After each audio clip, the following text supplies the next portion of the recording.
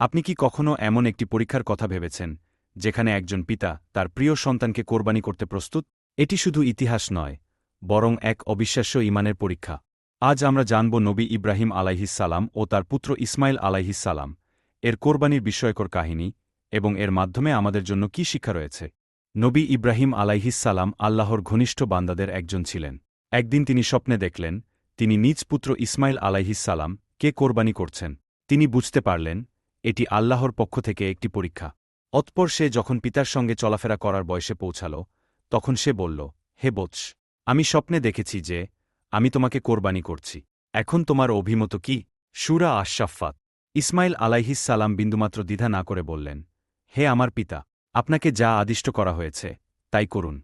ইনশাআল্লাহ আপনি আমাকে ধৈর্যশীলদের মধ্যে পাবেন। সূরা আশ-শাফফাত।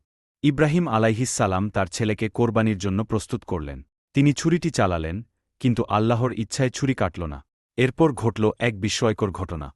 কুরআনের বর্ণনা, আমি তাকে মহান কোরবানির বিনিময়ে মুক্ত করলাম। সূরা আশ-শাফফাত। আল্লাহ তাআলা ইসমাইল আলাইহিসসালাম এর পরিবর্তে একটি দুম্বা পাঠালেন এবং ঘোষণা করলেন, ইব্রাহিম আলাইহিসসালাম এর পরীক্ষা সফল হয়েছে। এই ঘটনার মাধ্যমে আমাদের জন্য শিক্ষা, আল্লাহর প্রতি পূর্ণ আনুগত্য রাখা। ত্যাগের মাধ্যমে ঈমানের প্রকৃত পরীক্ষা হয়। কোরবানি শুধুমাত্র পশু জবাই নয়, বরং আত্মত্যাগের প্রতীক। ধৈর্য ও বিশ্বাসের মাধ্যমে আল্লাহর সন্তুষ্টি অর্জন করা যায়। ইসমাইল আলাইহিসসালাম এর এই ঘটনা আমাদের শেখায়, আল্লাহর নির্দেশের প্রতি বিনা প্রশ্নে আনুগত্য দেখানোই প্রকৃত ঈমানের পরিচয়। আমাদের জীবনেও যদি কোনো পরীক্ষা আসে, তাহলে ধৈর্য ও আল্লাহর ওপর বিশ্বাস রাখতে হবে।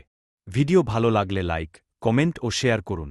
আমাদের চ্যানেল সাবস্ক্রাইব করতে ভুলবেন না।